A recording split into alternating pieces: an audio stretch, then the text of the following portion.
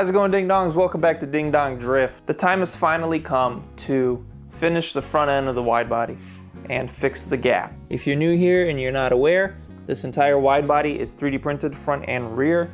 However, I still have this huge gap between the bumper, which is OEM, and the wide body. So to fix that issue, I made a completely new bumper.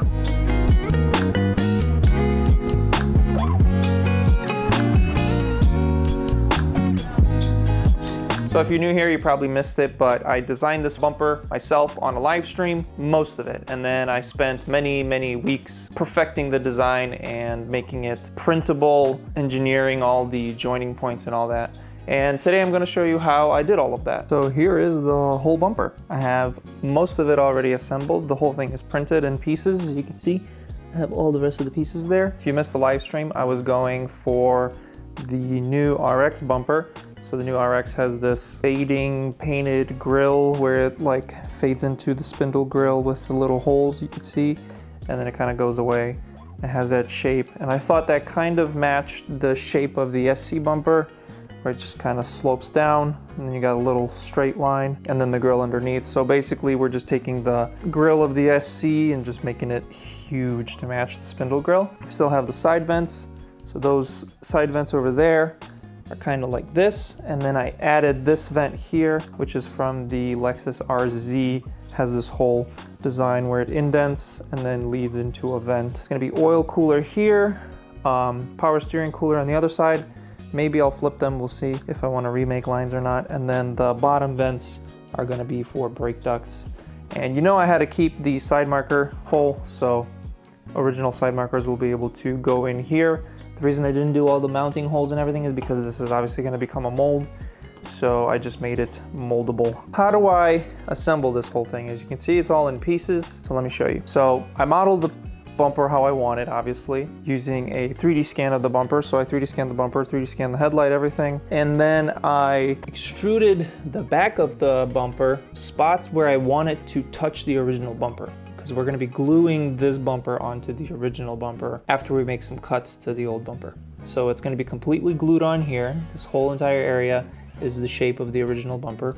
It's going to be glued on here, which is the lower portion of the vent, and it's going to be glued on here. You can see how much it's sticking out to match the wide body. So the original bumper is here, and this is the new bumper, and this will match up with the wide body. Then I have a little flange here, match up with the wide body here, and then I have to make another piece for the wide body itself to fill this gap. As you can see, I have a hole here. So I want to fill this gap because I want them to mount to each other. So I want the bumper to mount to the fender. That will be later on. So how do I assemble it? As you can see, these pieces are already joined and they have these little holes in them. So these are 5 by 5 by 30 millimeter holes that hold these little pegs. These pegs are 4.8 by 4.8 by 28. And the reason for that is tolerances. You don't want these things fitting super tight.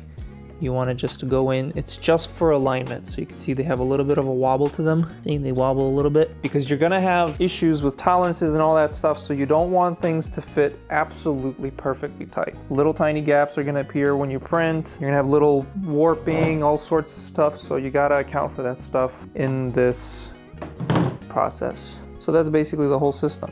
Then all I do is put a little bit of super glue on the peg, put it inside the hole, and then I run a small bead of super glue along the edge and glue the next piece on. You have to do it in like stages, so you got to do like this layer, this layer, this layer, because these two pieces, you know, glued together, and then you glue this piece on. Well, then you can't put this on because you have pegs going this way and pegs going this way. So you can't slide them on both ways, so you got to do it kind of in layers. And then also when you're designing this, when you're splitting it up, you want to try to stagger these corners. So you see how this doesn't line up with this, and this doesn't line up with that, and this doesn't line up with that. You want to try to stagger them just a little bit. It's much stronger that way because you don't have basically it creates a hole if you have them line up. Don't have a flex point there then. So I've come up with this system over many different projects now. The wide body I did much differently, where I printed it very thin. You could see the whole thing super thin, and then I had these little bumps sticking out where I had screws. It works, but this method is way more flexible, and you don't have a nice flat flange like this for glue and stuff. Also, when you have a flange like this, the pieces aren't able to pivot. When I did this, it was super flexible. It was a lot harder to align it. It was a lot harder to attach it. I learned from that, and now I do everything this way, where I give the pieces some thickness, don't have to worry about flexing. This bumper is super rigid. I don't know if you could tell. This thing does not flex like at all. Like if this was the wide body, it wouldn't even hold its shape. All right, like I guess let's put some pieces together.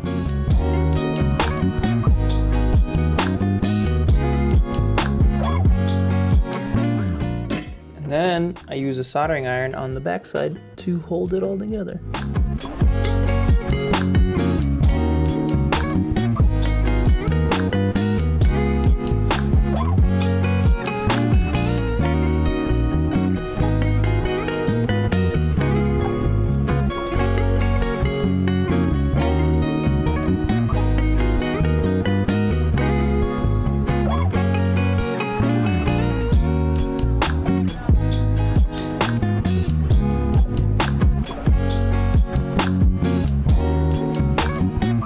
And just like that, the whole bumper is complete. Looks pretty good. I kind of like the colors actually. That would be pretty sick if it looked like that. All right, so what's next now? The next step is to completely destroy this bumper, because areas like this are actually inwards from the original bumper. So the original bumper you see is like a nice round area. Well, this bumper sticks out here and then it goes in here. So this whole area is gonna get chopped out. Basically all that's gonna stay is the side here, a little bit of the lip here by the headlight, the middle here, and then like a little bit of the side here. I'm gonna take the headlights out and we're gonna just go to town and start chopping stuff up. All right, so now if I put the bumper up, see the top, all good, and then right there, the vents, doesn't match at all.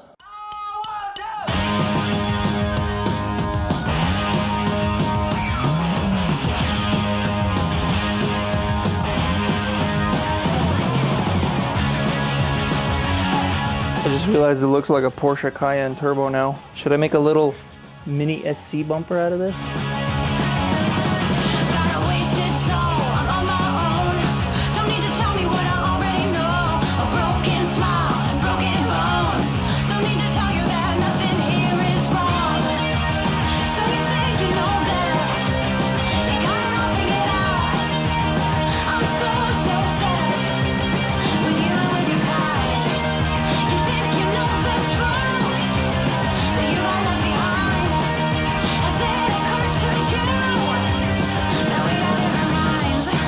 Well, damn, would you look at that? Oh, man, it's so good. Look how well it matches up. Oh my God, dude. So it looks like I have to do a little bit more trimming. I'm gonna do this area like this. I'm just gonna cut it because the headlight's gonna fit inside of here. So I'm gonna cut this along this edge, cut all this out. Just gotta do a little bit more trimming, and then also the bottom here. So this is actually attached to this right here. You can see there's no gap. And I have a screw back here. I think I made it a little too low though. That's gonna be difficult. That's gonna be real difficult to drive over bumps. It is what it is, because I'm gonna do side skirt extensions down there so they'll match the level of this. I already have all that designed. And the side skirts are gonna have a little bit of a change as well, but I need to get this outside. Take a look at this. First, I'm gonna mark this and do a little bit more trimming. All right, it's the next day and I cut the bumper more. You can see now I have just this little strip left that isn't really doing much. And yeah, it's kind of a little floppy. So, whatever. This is all fine though. You see I cut out more here where the vents are in the front. Same thing on the other side, that's all cut out. And my panel bond just arrived. Still have a little bit left. It's about like a quarter of the bottle left. So I'm gonna use this one up, but before I do that, I have to prep the surface. So what I'm gonna do is sand the whole bumper with some 60 grit, super, super gritty, as well as the new bumper and all of its mating points. So gonna be some sanding here, a little bit over here, mostly in the center, and here along this edge and we're gonna glue it on, and then it's gonna be permanent. So let's get started.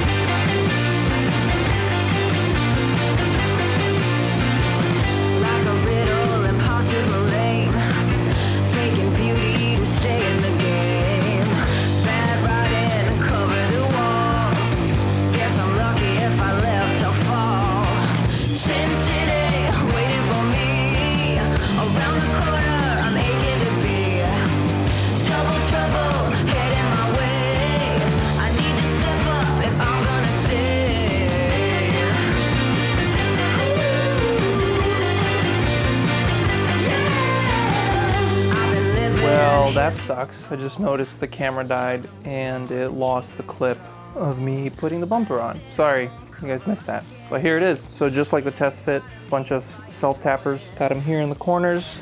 So those corners are nice and tight, they don't go anywhere. I have like 6 from the back side. I have a bunch over there on the inside. Same with over there. Really want that stuff to be tight. And then also this whole strip was like really hanging down. So I put self-tapper from the inside, self-tapper from the outside, self-tapper from there, there. So there's just a bunch of self-tappers so everything fits nice and tight. And then I got the tape holding any saggy areas down as well. And then I also have 2 in here to hold this whole area. See, I still gotta trim it a little more. That's okay. So now it's fully glued on. It needs 24 hours to dry at 75 degrees. I don't know if you can tell I'm super sweaty. It is like extremely hot. I don't know how hot it is actually. So it should cure a lot faster. So tomorrow morning, you're doing the fiberglass.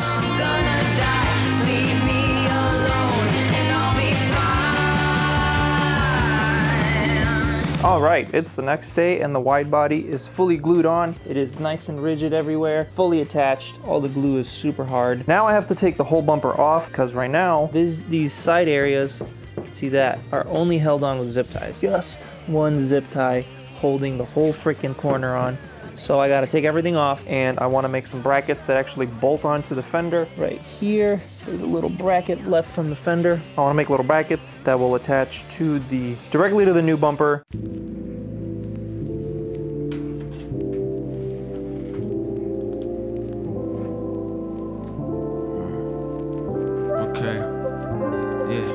I got floaters in my eyeball, coasters by the shot glass, smoking let my mind fall, plenty roaches, no ass, stepping on the critters, jitters, going through my spine, should be used to a state of a poor man's mind, it's just PB no J, Kool-Aid no sugar, boiling the bath, water for warm showers in winter, work cooking, she clean, mama was a... All right, there it is. Bumper is now mounted. It's still pretty floppy because the thing that it's mounted to is floppy, this little inner piece. When I do the fill piece, so there's supposed to be a fill piece that goes from here to the inside of the fender, rigidify this. So now I gotta do the other side. All right, so the whole bumper is now fully mounted. Like I said, the fender is still floppy, so start sanding the whole thing, get it coated in epoxy and some fiberglass reinforcement where it needs it. Because right now there's quite a few gaps and stuff that really need some epoxy. Get the whole backside coated in epoxy, get the fiberglass on, and then put it back on the car and let it cure that way with the fiberglass and all that so that it's the correct shape and it's not flexing and anything. So yeah, it's looking good. Everything matches up nicely. I had to move it a little bit. I had to lower the hood a little bit, but it's looking pretty good. This area still needs to go down a little more. I think my pin is just too long. It's not gonna let it go down. I am a little concerned about this gap. That's kind of annoying me. I might have to body work the fender or something here, maybe to push it out a little bit, or just ignore it. I am freaking drenched in sweat, head to toe, just soaking wet, almost like your mom.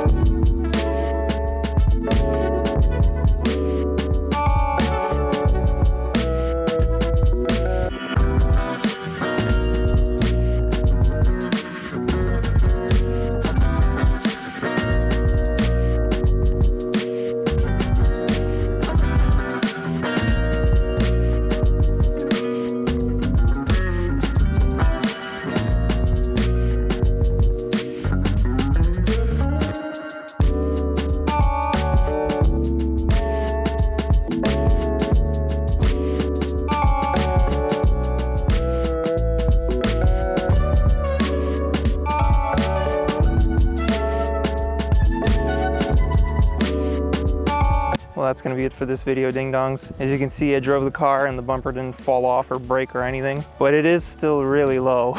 Yeah, I don't know what I'm gonna do. It's about a foot, as in foot thickness. What I can do is make a bracket to push it up, because you see it has some flex to it.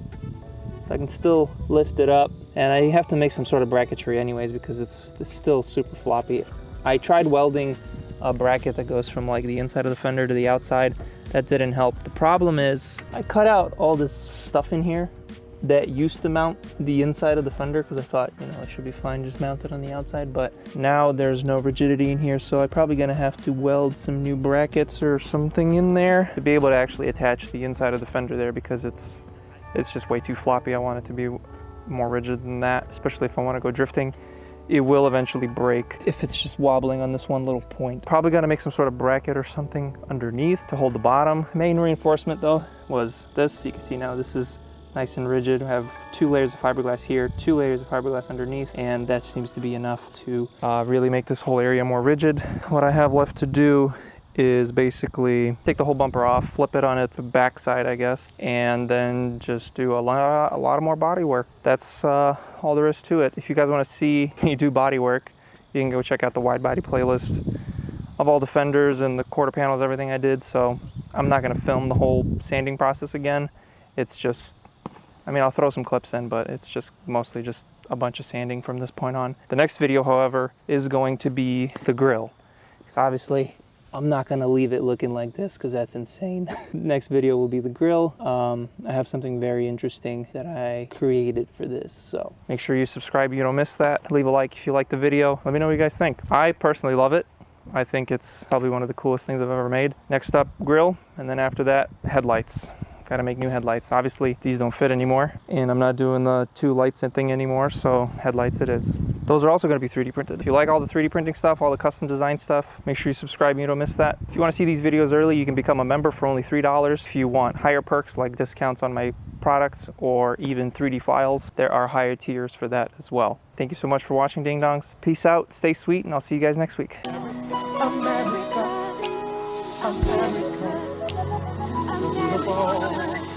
Do you have your passport?